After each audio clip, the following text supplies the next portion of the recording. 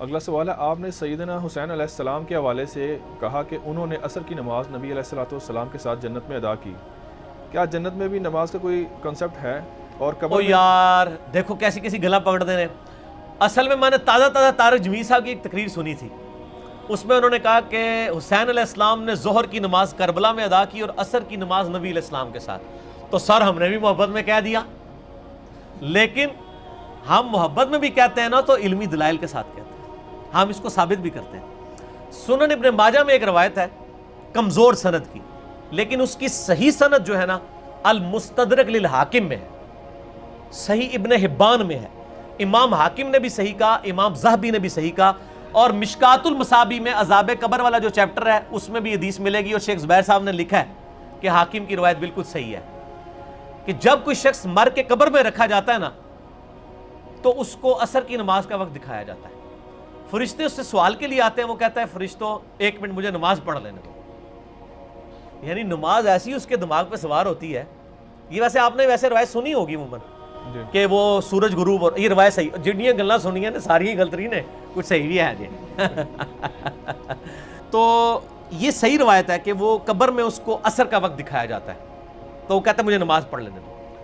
باقی انبیاء کے بارے میں تو صحیح مسلم میں 2 حدیثیں ہیں کہ موسیٰ علیہ السلام کو نبی علیہ السلام نے شب معراج قبر میں نماز پڑھتے ہوئے دیکھا، ہوا قائم یصلی فی قبری، وہ نماز پڑھ رہے تھے کھڑے ہو کر۔ اور امام بیہقی نے ایک پوری کتاب لکھی ہے حیات الانبیاء فی قبورہم، نبی اپنی قبروں میں زندہ ہیں، دنیاوی زندگی سے نہیں آخرت کی زندگی سے، اور اس میں یہ روایت لے کے آئے الانبیاء احیاء فی قبورہم یصلون، نبی اپنی قبروں میں زندہ ہیں اور وہ نمازیں بھی پڑھتے ہیں، لیکن وہ نمازیں دنیاوی نمازیں نہیں ہیں، نہ ان نمازوں کے لیے دنیاوی وضو والا پروٹوکول ہے، نہ یہ کہ آپ کسی نبی کی قبر کھودیں تو وہ آپ کو نماز پڑھتا ہوا نظر آئے گا، وہ اسی طریقے سے میت نظر آئے گی جس طرح دفنایا گیا تھا، وہ آپ نہیں آبزرو کر سکتے، وہ برزخ کا معاملہ ہے اللہ اور بندے کا۔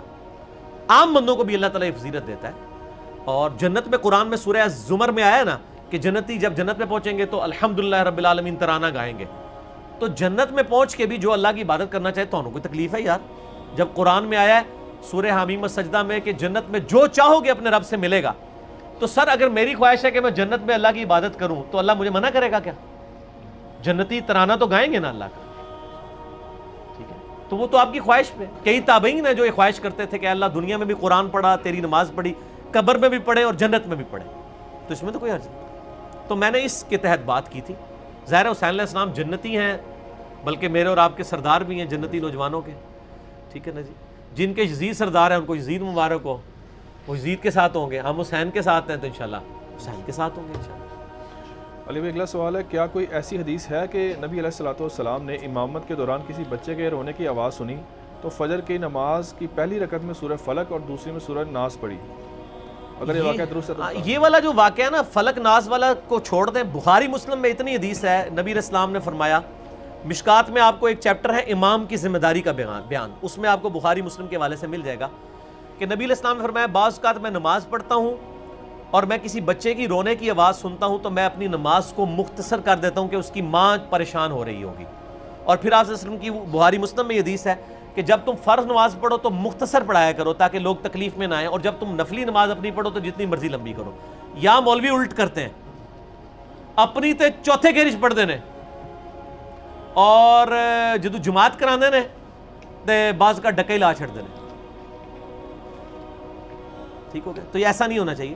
تو سورۃ الفلق سورۃ الناس پڑھی ہوگی۔ ابو داؤد میں ایک حدیث ہے کہ نبی علیہ السلام ایک سفر میں تھے تو آپ نے فجر میں پہلی رکعت میں قل اعوذ برب الفلق اور دوسری میں قل اعوذ برب الناس پڑھائی، اور اس کے بعد آپ نے فرمایا اللہ نے آج مجھے ایسی چیز دی ہے جو کسی پیغمبر کو نہیں دی ہے، مجھے 2 صورتیں دی ہیں، سورۃ الفلق اور سورۃ الناس۔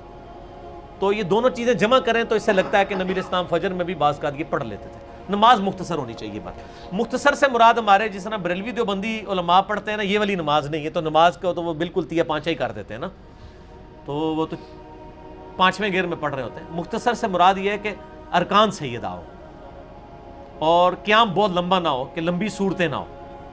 مختصر کا یہ مطلب نہیں ہے کہ 3 بار بھی سبحان ربی العظیم نہ ہو، رکوع سے کھڑے ہوتے ہی ایسے ہی چلے جائیں، یہ نہ ہو، پوری تسلی سے۔ اور نماز کا میرا پریکٹیکل آپ دیکھ لیں یوٹیوب پہ۔ اگلا سوال ہے علی بھائی کہ آپ نے بارہا لیکچرز میں کہا کہ وطر کے بعد 2 نفل کا ثواب تہجد کے برابر ہے، دوسری طرف آپ کہتے ہیں کہ تہجد، تراویح اور وتر یہ ایک ہی نماز کے نام ہے۔ ہاں یہ دیکھیں، اس بات کو سمجھیں، بات کو بیچ میں پک اینڈ چوز نہ کیا کریں۔ یہ مجھے اگلے دن ای میل پہ بھی ایک سوال آیا تھا۔ دیکھیں، میں نے ایک لیکچر ریکارڈ کروایا ہے، تراویح 8 یا 20 لاکھوں لوگ دیکھ چکے ہیں، مسئلہ نمبر 20 کے نام سے بھی اپلوڈڈ ہے۔ اس میں نے ساری ایشوز کو ایڈریس کیا ہے کہ احادیث کی روشنی میں نماز وتر، نماز تراویح، نماز تہجد اور قیام اللیل، یہ 4 نام ایک ہی نماز کے ہیں۔ بخاری، مسلم، الموطا، امام مالک، ان ساری کتابوں سے میں نے ثابت کیا۔ یہ جو حدیث میں نے بیان کی تھی کہ نبی علیہ السلام نے فرمایا، وہ حدیث اس طرح ہے، یہ مسند احمد میں ہے، سنن دارمی میں ہے، صحیح ابن حبان میں موجود ہے، کہ ایک سفر کے دوران آپ نے فرمایا کہ سفر کے دوران، ظاہر آپ تو سفر میں بھی تہجد پڑھتے تھے، آپ پہ فرض تھی، عام امت پہ نفلی نماز ہے، امت کو صرف رمضان میں کہا گیا چلو قیام کر لو، بخاری مسلم میں الفاظ ہیں، اگلے پچھلے گناہ معاف ہو جائیں گے، ہے نفلی ہے۔ تو آپ نے فرمایا کہ رات کی بیداری ایک مشکل کام ہے، یہ حدیث آپ کو مشکات کے اندر بھی رات کے قیام والے چیپٹر میں مل جائے گی۔ تو جب کوئی شخص وتر پڑھ لینا، اس کے بعد 2 نفل پڑھ لیا کرے، اگر اس کی آخری پیر آنکھ نہ بھی کھلی تو اللہ تعالیٰ اسے اس قیام کا ثواب دے دے گا۔ قیام تو وتر بھی ہے، لیکن اعلیٰ درجے کا قیام کیا ہے؟ آخری پیر میں اٹھ کے تہجد پڑھنا۔ انہی سے پوچھیں آپ کہ تراویح عشاء کے ساتھ پڑھنا افضل ہے یا آخری پیر میں؟ کہیں گے آخری پیر میں۔ تو نبی علیہ السلام بھی تو یہ کہہ رہے ہیں کہ وتر کے بعد 2 نفل پڑھ لو، اگر آخری پیر میں اٹھ کے نہیں پڑھ سکتے۔ صحیح مسلم میں 1724 نمبر حدیث ہے کہ نبی علیہ السلام ہمیشہ وتر کے بعد 2 نفل پڑھتے تھے، اور اگر کوئی رات کے آخری پیر اٹھ کے نہ بھی نفل پڑھ سکے، اس کا ثواب اس کو مل جائے گا۔ تو نفل یعنی ٹکڑوں کی فارم میں ہے نا، وتر آپ نے ابھی پڑھ لیے، تہجد والے نفل صبح کے وقت پڑھ لیے، یہ بھی تہجد ہی ہے لیکن ٹکڑوں کی فارم میں۔ مثلا بعض اوقات آپ تراویح کی 4 رکعتیں رات کو پڑھ لیں، عشاء کے ساتھ ہی 4 آخری پیر اٹھ کے پڑھ لیں، وتر رات کو پڑھ لیں، تراویح صبح پڑھ لیں، یا تراویح رات کو پڑھ لیں وتر۔ وہ جو حدیث ہے بخاری مسلم کی، وتر کو آخری نماز بناؤ، اس سے مراد ہے کہ اوورال نماز وتر ہونی چاہیے۔ میں نے اس کلپ میں بتایا، وتر پہ میں نے ڈیٹیل لیکچر ہے، مسئلہ 130 2 گھنٹے کا، وتر کا کوئی دنیا جان کا مسئلہ نہیں میں نے چھوڑا، اس میں نے چیزیں بتائی ہیں۔ اگر کوئی شخص رات کو وتر کی نماز پڑھتا ہے، یعنی 11 رکعت تراویح پڑھتا ہے، وہ 8 تراویح 3 وتر، صبح اٹھ کے 2 نفل اور پڑھ لے، کتنے ہو جائیں گے؟ 13، تاک ہی رہیں گے، وتر ہی رہے گی نماز۔ 2 اور پڑھ لے، ٹھیک ہے، تب بھی اتنے رہیں گے، 40 پڑھ لے اور وتر ہی رہے گی نماز۔ آخری نماز وتر ہونی چاہیے، مراد یہ کہ کیونکہ نبی علیہ السلام خود صحیح مسلم میں آتا ہے وتر کے بعد 2 نفل پڑھتے تھے، اور ایک رات میں 2 دفعہ تراویح بھی پڑھی جا سکتی ہے۔ اہل حدیث کا موقف غلط ہے کہ جی جماعت سے 8 پڑھیں، باقی ویسے جتنی مرضی پڑھیں، ہم کہتے ہیں آپ ایسے 40 پڑھیں۔ ابو داؤد میں حدیث ہے طلق بن علی کی کہ انہوں نے ایک جگہ قیام اللیل کروایا، پھر وہ اپنے گاؤں میں واپس گئے تو لوگ کھڑے تھے، ان کا کیوں؟ انہوں نے کہا جی آپ تو ہمارے امام ہیں۔